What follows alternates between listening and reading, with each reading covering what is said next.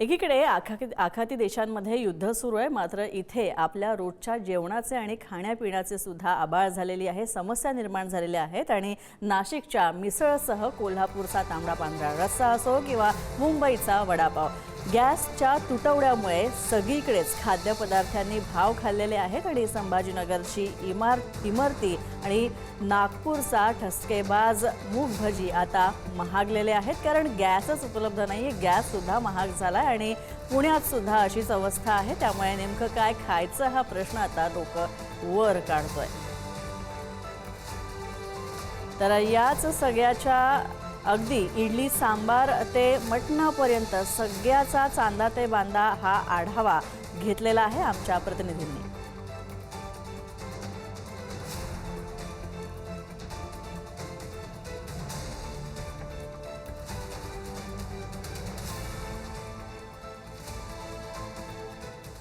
सगळ्यात आधी जाऊया छत्रपती संभाजीनगरमध्ये। छत्रपती संभाजीनगरमध्ये आणि खाणं हे एक जुनं समीकरणच आहे, मात्र गरमागरम चवदार इमरतीचं नाव ऐकलं की तोंडाला सगळ्यांच्याच पाणी सुटतं। मात्र गॅस पुरवठ्यात अडथळा आला आणि गोड अशी इमरती आणि त्यासारखे अनेक पदार्थ अक्षरशः मिळण्यासाठी अडचणी निर्माण झाल्या।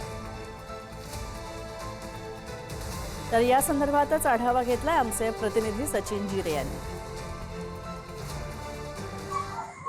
संभाजीनगरची गोड ओळख म्हटलं की डोळ्यासमोर पटकन येते ती म्हणजे चवदार, कुरकुरीत, लुसलुशीत अशी गोड इमरती। आणि तुम्ही माझ्या पाठीमागे पाहू शकतात की जी इमरती बनवण्याची जी प्रक्रिया आहे ती सुरू झालेली आहे। साखरेच्या पाकातील गोडवा आणि खास चव यामुळे संभाजीनगरमध्ये इमरतीला मोठी मागणी असते। तुम्ही पाहू शकतात की तिथे माझ्या समोर इथे मोठ्या कढईमध्ये इमरती तयार केली जात आहे।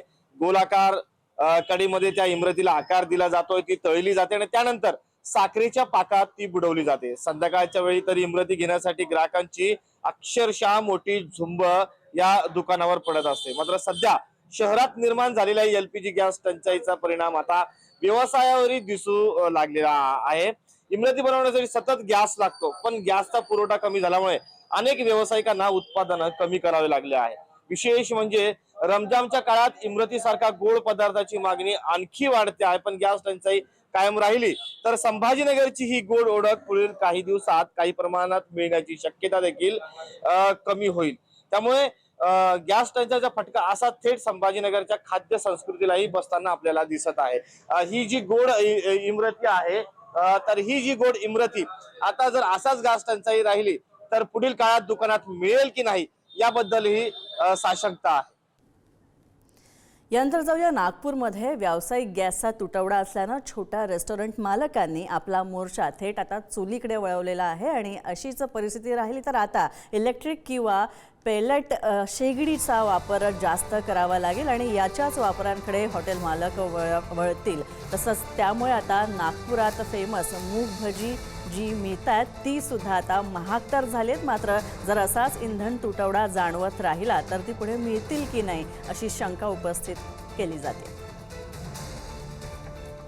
तर नागपुरातील परिस्थिती सांगण्यासाठी आपल्यासोबत जोडले गेलेले आहेत आमचे प्रतिनिधी जितेंद्र शिंगाडे। जितेंद्र,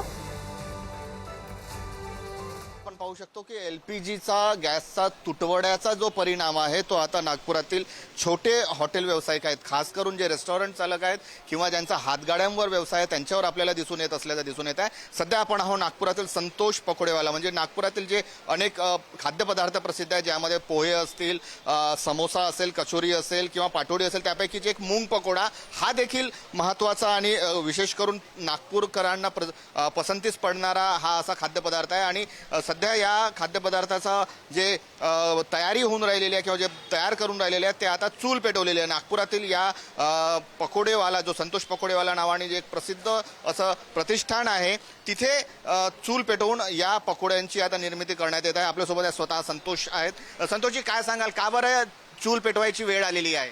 आता ते कसं दोन देशात युद्ध चालू असल्यामुळे तिकडून ते सिलेंडरचं आम्हाला जे मिळायचं ते मिळत नाही आहे। कालपर्यंत माझ्याकडे सिलेंडर मिळत होते, पण आज सकाळी अद्याप माझ्याकडे सिलेंडर आले नाही। त्याच्यामुळे माझी पर्यायी व्यवस्था म्हणून ही चुलीची व्यवस्था मी तयार केली नाही। याच्यात आपले मूंग पकोडा, समोसा, कचोडी, पाटोडी काढून आम्ही विकत आहे। आता जर मिळणार नाहीये, मात्र पुढे काय करणार आता? अशाच प्रकारे चुलीची व्यवस्था ठेवणार की काय आणखी नियोजन आहे? नाही, ह्या पर्यायी व्यवस्था आहे. आम्ही इलेक्ट्रिक भट्ट्यांमध्ये आणि बॅलेट्सवाले भट्टे याच्यामध्ये कन्वर्ट होणार आहे आम्ही लोक. कारण हा कसा आहे, याच्यामध्ये आम्ही काम करू शकत नाही, याच्यात धूर येतोय आणि एवढं भट्ट्या इथं जाळणं अशक्य होतं. कारण इथे जवळपास खूप सारा पब्लिक असतो. तर आपण पाहू शकतो की यामुळे जे आहे एलपीजीचा जो क्रंच आहे आणि सिलेंडर मिळून नाही राहिले आहेत, खास करून व्यावसायिक, त्याचा परिणाम जो आहे तो आता आपल्याला या छोटे व्यावसायिक आणि छोटे रेस्टॉरंट चालक आहेत त्यांच्यावर प्रथम दर्शनी दिसून येऊन राहिलेला आहे. धन्यवाद जितेंद्र या माहितीबद्दल. आता पुण्यात जाऊया. पुण्यात काय परिस्थिती आहे ते सुद्धा पाहूया. तर गॅस टंचाईची झळ पुण्यात दक्षिण दावणगिरी पदार्थ विक्रेत्यांना सुद्धा सहन करावी लागते. जास्त गॅस लागतो म्हणून डोसा आणि इडली वडा हा अक्षरशः बंद करण्यात आलेला आहे आणि आता फक्त चहा कॉफीच मिळेल असे बोर्ड सुद्धा झळकत आहेत. पाहूयात पुण्यातली परिस्थिती काय आहे ते. तर या सगळ्याचा पुण्यातून आढावा घेतलाय आमचे पुण्याचे प्रतिनिधी ज्ञानेश्वर चौतमल यांनी. ज्ञानेश्वर. बरोबर आहे, गॅसच्या तुटवड्यामुळे आपण हॉटेल्समधली गर्दी कमी होताना बघतोय. कारण अनेक हॉटेल्समधले जे अन्नपदार्थ आहेत ते कमी करण्यात आलेले आहेत. जर आपण विशेषतः बघितलं तर डोसा असेल किंवा वडा असेल असे पदार्थ हे आता बनवले जात नाहीत, कारण त्याच्यासाठी इंधन जास्त लागतं. आणि मग आता हॉटेलमध्ये काय उपलब्ध आहे तर जे बल्कमध्ये तयार केले जाणारे पदार्थ आहेत, जे एकदाच शिजवले जातात आणि ज्याची क्वांटिटी जास्त प्रमाणात असते, तर त्यामध्ये काय तर इडली असा पदार्थ आहे जो एकत्र शिजवला जाऊ शकतो. मोठी क्वांटिटी असते आणि जवळपास एकदा इडली बनवायला घेतली तर 100 इडली एकदाच गॅस लावल्यानंतर बनवल्या जातात. अशा पद्धतीचे पदार्थ फक्त आता हॉटेल्समध्ये आपल्याला विकले जाताना बघायला मिळतात. तेही शेवटचे काही सिलेंडर वेगवेगळ्या हॉटेल्समध्ये उपलब्ध आहेत आणि कधीही ते बंद होऊ शकतात. त्यामुळे मोठी चिंता जी आहे ती हॉटेल व्यावसायिकांमध्ये सतावताना बघायला मिळते आणि खवय्यांना देखील प्रश्न पडलेलाच आहे की आता कशा पद्धतीनं पुढचे दिवस आणि किती दिवस ही परिस्थिती अशीच उद्भवलेली राहणार आहे.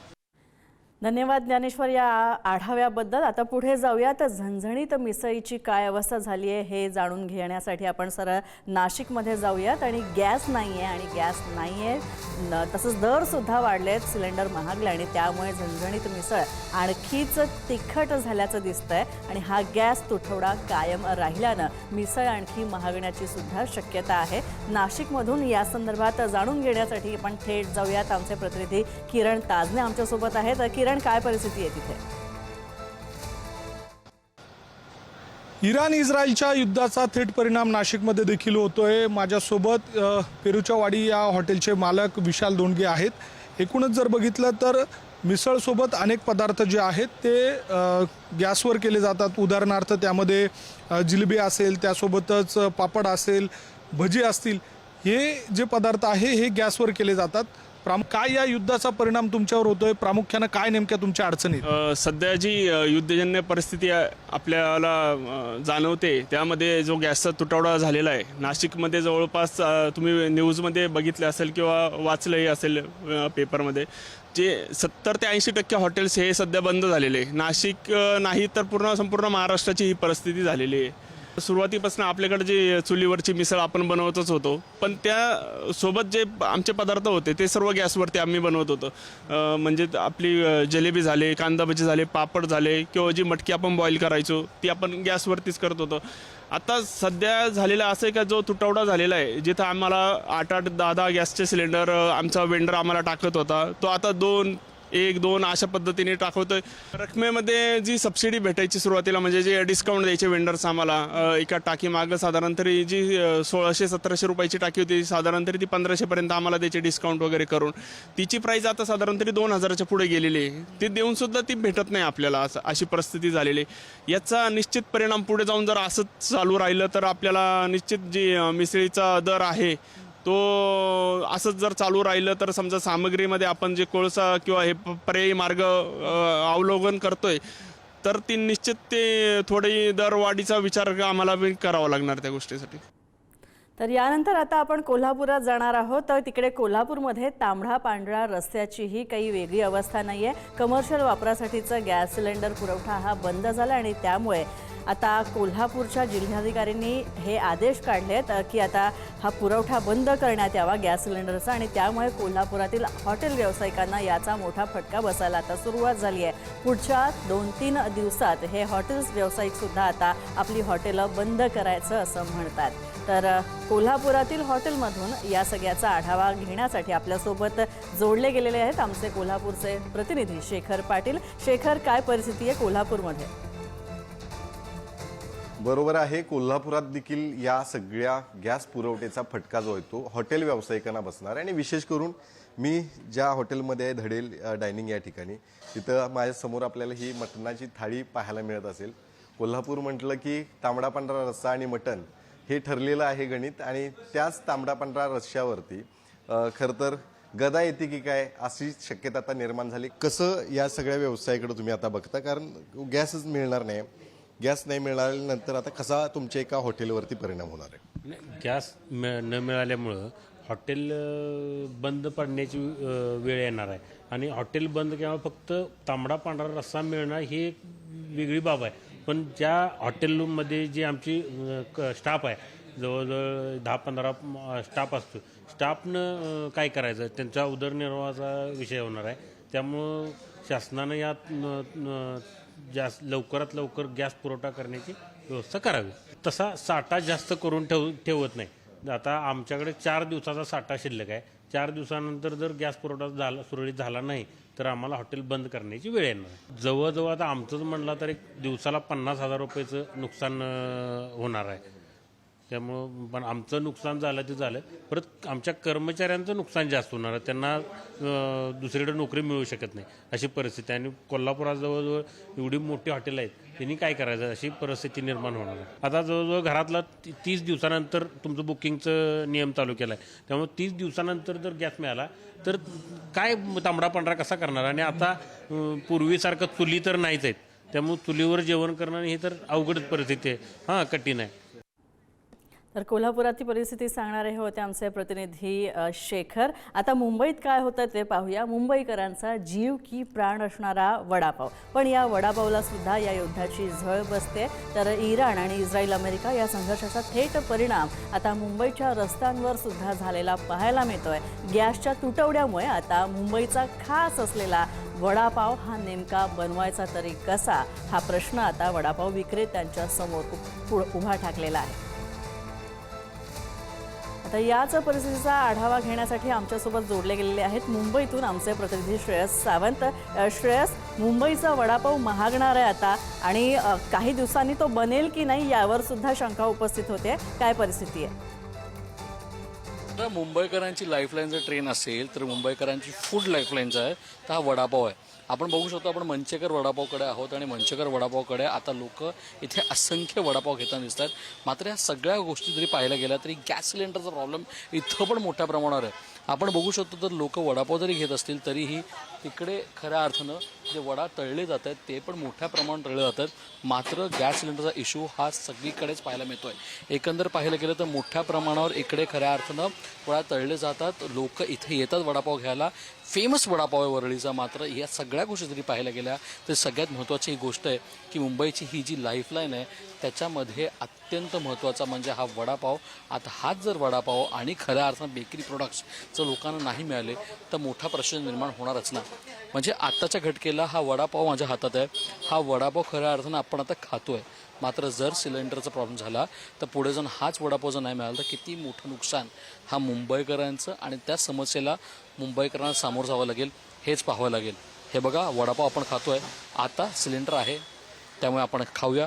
मात्र जर नसेल तर काय होईल काही सांगू शकत नाही.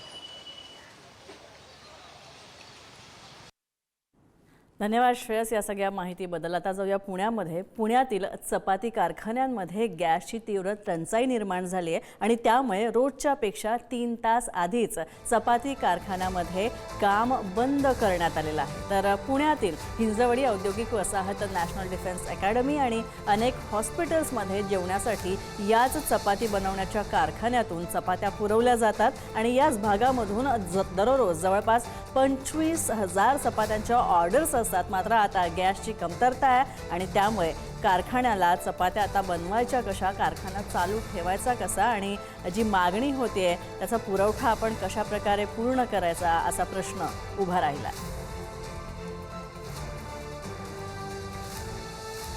इस्रायल, इराण, अमेरिका युद्धाचे परिणाम जागतिक स्तरावर जसे पाहायला मिळत आहेत तसे स्थानिक स्तरावर याचा गंभीर परिणाम आहे तो पाहायला मिळतोय. सकाळपासून आपण वेगवेगळ्या ठिकाणचे चित्र दाखवतोय, मात्र सध्या गॅस तुटवडा निर्माण झाला आणि त्याचा परिणाम जो आहे तो पुण्यातल्या वेगवेगळ्या हॉटेल व्यावसायिकावरती सुद्धा पाहायला मिळतोय. आता जो मी दाखवतोय तो परिणाम सुद्धा इतका गंभीर आहे की कारण ज्या ठिकाणावरून पुण्यातल्या हिंजवडी उद्योगनगरीमध्ये किंवा हॉस्पिटलमध्ये काही शासकीय कार्यालयामध्ये जे आहे ते चपात्या पुरवल्या जातात आणि याच चपात्यावर हे सगळ्या कर्मचाऱ्यांचं दुपारचा लंच जो आहे तो होत असतो. मात्र या सगळ्या गॅस तुटवड्यामुळे हा ज्या कारखान्यातून या चपात्या येणार आहेत त्या कारखान्यामध्ये सुद्धा आता ह्या सगळ्या गॅसचा तुटवडा पाहायला मिळतोय आणि त्याचा परिणाम जो आहे तो या सगळ्या व्यवसायावर झालेला आहे. आपण जर दृश्यात पाहत असलं तर हे सगळ्या गॅस शेगड्या आहेत ज्या ठिकाणी आता बंद ठेवण्यात आलेल्या आहेत. रोज साधारणपणे सकाळी 9 ते 6 दरम्यान ह्या सगळ्या गॅस शेगड्या चालू असतात.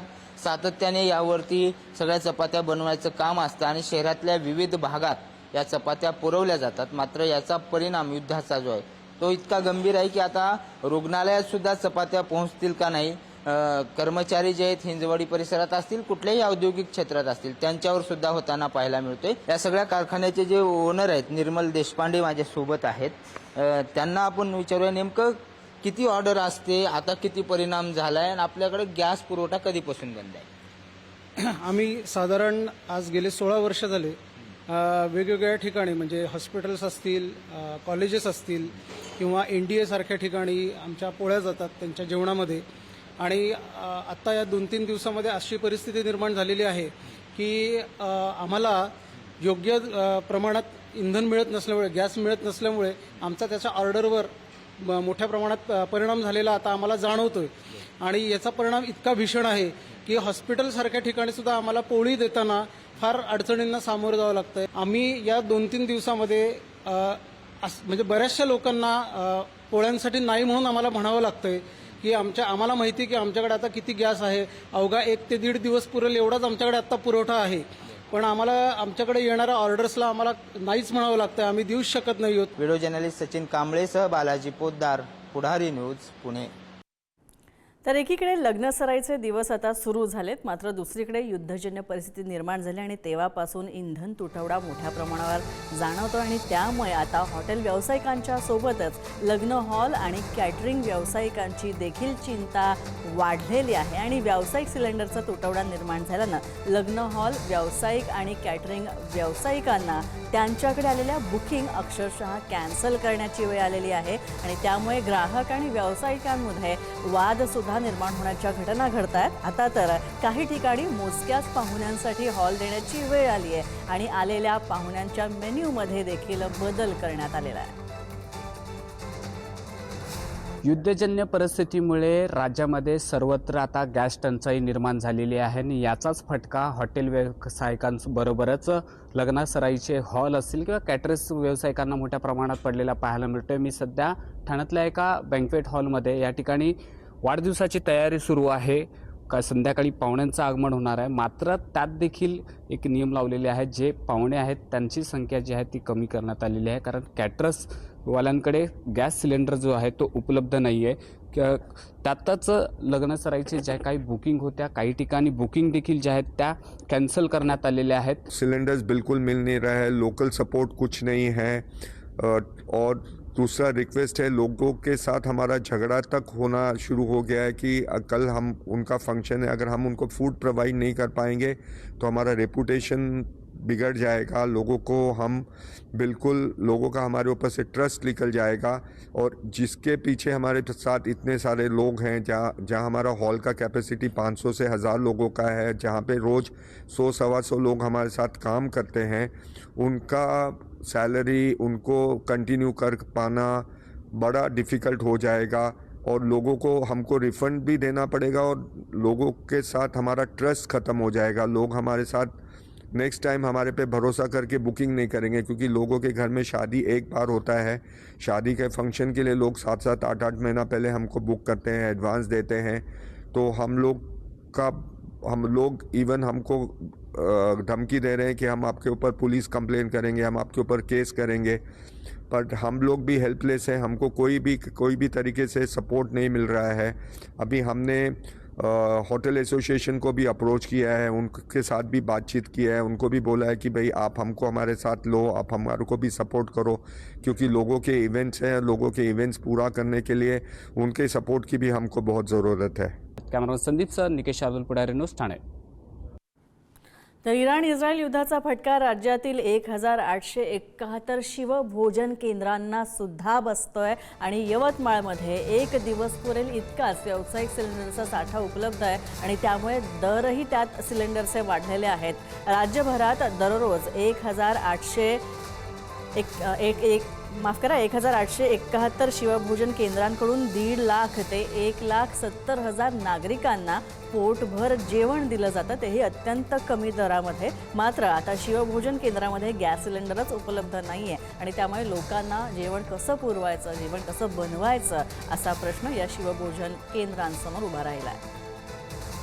इराण आणि अमेरिका आणि इस्रायल यांच्यामध्ये युद्धजन्य परिस्थिती निर्माण झालेली आहे आणि अशा परिस्थितीमध्ये गॅस कंपनी जी आहे त्या गॅस कंपनीकडून गॅसचा मोठ्या प्रमाणात तुटवडा होत आहे। अशातच आता शिवभोजन केंद्र चालकांना सुद्धा अडचणी येण्याची शक्यता आहे। या संदर्भात बोलण्यासाठी आपल्यासोबत काही शिवभोजन केंद्र चालक आहेत। दादा, मला सांगा, तुम्ही शिवभोजन केंद्र चालक म्हणून आहात, रोजचे 200 लोक तुमच्याकडे येतात, तुम्हाला काय अडचण येत आहे सध्या, काय म्हणा? आम्हाला आमच्याकडे महिन्यात साधारणतः 5 सिलेंडर लागते आणि आता तर या दिवसात आम्हाला सिलेंडर वेळेवर उपलब्ध होत नाही। आमच्याकडे 2-3 दिवस पुरेल इतके सिलेंडर सध्याला आहे, पण जर भविष्यात जर समोर वेळेवर जर सिलेंडर मिळाले नाही तर आमचं जे केंद्र आहे ते बंद ठेवण्याची म्हणजे बंद ठेवावं लागेल आम्हाला केंद्र, वेळेवर जर सिलेंडर अवेलेबल झाले नाही तर।